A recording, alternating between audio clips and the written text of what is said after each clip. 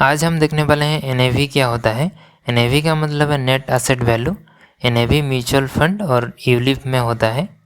ULIP मतलब unit linked insurance plan. ULIP में insurance और इन्वेस्टमेंट मिक्स होता है, जो कि बहुत ही बुरा प्रोडक्ट होता है, आपको कभी लेना नहीं चाहिए, जिसके बारे में हम और किसी वीडियो में डिस्कस करेंगे। ये वीडियो में सिर्फ हम म्यूचुअल फंड के बारे में डिस्कस करेंगे, लेकिन एनएवी का कंसेप्ट यूलिप में भी सिमिलरली ही काम करता है। अगर आप किसी भी म्यूचुअल फंड स्कीम खरीदते हो, उस म्यूचुअल फंड स्कीम को आप जिस प्राइस पे खरीदते हो उसको एनएवी कहते हैं। मतलब म्यूचुअल फंड के एक यूनिट का प्राइस एनएवी होता है। अगर हम पारंपरिक फ्लेक्सी कैप फंड का डिटेल्स देखते हैं तो उसका एनएवी यहाँ पे शो कर रहा है 62.3722 रुपीज़, जो कि एक यूनिट का प्राइस है। अगर मैं इस म्यूचुअल फंड में 1000 रुपये इन्वेस्ट करता हूँ तो मुझे 1000 डिवाइडेड बाई एनएवी, जो कि होता है 16.03 यूनिट्स, मुझे मिलेंगे। तो इससे एक बात पता चलता है, आप यूनिट्स को पॉइंट में भी खरीद सकते हो। मतलब अगर किसी म्यूचुअल फंड का एनएवी 1000 रुपीज़ है और मैं 100 रुपया इन्वेस्ट करता हूँ तो मुझे 0.1 यूनिट्स मिलेंगे, और अगर मैं 300 रुपीज़ इन्वेस्ट करता हूँ तो मुझे 0.33 यूनिट्स मिलेंगे।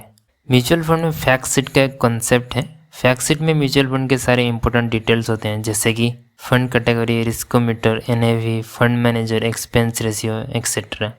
अगर आप किसी भी म्यूचुअल फंड्स ऐप में जाओगे, यहाँ पे जो आपको डिटेल्स दिखते हैं वो डिटेल्स सारे फैक्ट शीट के ही होते हैं। फैक्ट शीट में और एक इम्पोर्टेंट इन्फॉर्मेशन होता है, जो कि है होल्डिंग डिटेल्स। म्यूचुअल फंड जितने भी सारे सिक्योरिटीज होल्ड करता है, स्टॉक्स हो या बॉन्ड्स हो, मनी मार्केट सिक्योरिटीज हो, ETFs हो, उसके सारे डिटेल्स होते हैं। अगर हम PPFS म्यूचुअल फंड के फैक्ट शीट सेक्शन में जाएंगे तो यहाँ पे हमको सारे फैक्ट शीट मिल जाएंगे। जब से म्यूचुअल फंड लॉन्च हुआ है तब से सेबी के रेगुलेशन के हिसाब से फैक्ट शीट हर मंथ पब्लिश होता है, लेकिन प्रीवियस मंथ का पब्लिश होता है, मतलब एक मंथ का डिले रहता है। म्यूचुअल फंड के जो होल्डिंग्स होते हैं उसके मार्केट वैल्यू को AUM यानी कि एसेट अंडर मैनेजमेंट कहते हैं, जिसको आप फंड साइज भी कह सकते हैं। यहाँ पे जैसे देख सकते हैं पारंपरिक फ्लेक्सी कैप फंड के 35 होल्डिंग्स हैं और उन होल्डिंग का मार्केट वैल्यू है 39,848.26 करोड़, जिसको AUM या फंड साइज भी कहते हैं। म्यूचुअल फंड के एनएवी को कैलकुलेट करने का एक फॉर्मूला है, जो कि है assets minus liabilities by total units. Mutual fund के सारे होल्डिंग्स एसेट्स हो जाते हैं, जितने भी सारे एक्सपेंसेस हैं वो लाइबिलिटीज हो जाते हैं। अगर हम इन दोनों को माइनस करते हैं और टोटल नंबर ऑफ यूनिट से डिवाइड करते हैं तो हमें एनएवी मिल जाएगा।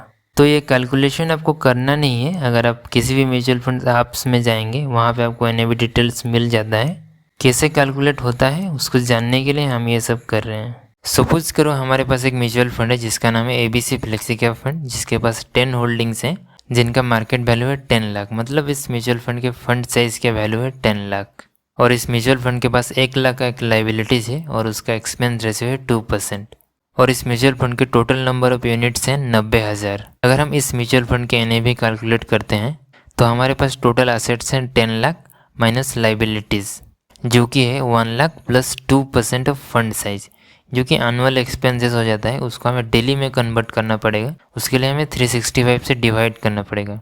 अगर हम इस टोटल को नंबर ऑफ यूनिट से भाग लगाते हैं, जो कि 90,000 है, तो हमें एनएवी मिल जाएगा, जो कि 9.99 रुपीज़ होता है। म्यूचुअल फंड के एनएवी को डेली कैलकुलेट किया जाता है क्योंकि स्टॉक्स का प्राइस भी चेंज होता है, लेकिन डिफरेंस इतना है कि स्टॉक्स के प्राइस हर सेकंड चेंज होते हैं और NAV at the end of the day एक ही बार चेंज किया जाता है। और जैसे कि आपको पता होगा, स्टॉक मार्केट शनिवार और रविवार को बंद रहता है, इसीलिए शनिवार और रविवार को म्यूचुअल फंड के एनएवी भी नहीं चेंज होते हैं। लेकिन डेट म्यूचुअल फंड के ऐसे 2 कैटेगरी हैं। पहला है लिक्विड फंड और दूसरा है ओवरनाइट फंड, जिनमें शनिवार और रविवार को भी एनएवी डिक्लेयर होता है। और जितने भी सारे हॉलीडेज होते हैं, जितने भी सारे छुट्टियाँ होते हैं, उस दिन का म्यूचुअल फंड का एनएवी कैलकुलेट नहीं किया जाता है। सिर्फ 2 फंड को छोड़ के, एक है लिक्विड फंड और दूसरा है ओवरनाइट फंड। तो अगर हम एनएवी का यूज केसेस देखते हैं, एनएवी को ट्रांजैक्शन पर्पज़ के लिए, मतलब अगर आप कुछ खरीदना चाहते हैं उसका कुछ प्राइस तो होना चाहिए, उसके लिए यूज़ करते हैं। और दूसरा है परफॉर्मेंस ट्रैक करने के लिए, मतलब अगर किसी म्यूचुअल फंड का एनएवी पहले 10 था और अभी 20 हुआ है तो हम बोल सकते हैं कि म्यूचुअल फंड ने 100% का रिटर्न दिया है। उसके अलावा एनएवी म्यूचुअल फंड के बारे में कुछ नहीं बताता है। आप एनएवी देख के ये नहीं बोल सकते हैं कि ये म्यूचुअल फंड अच्छा है और ये म्यूचुअल फंड बुरा है।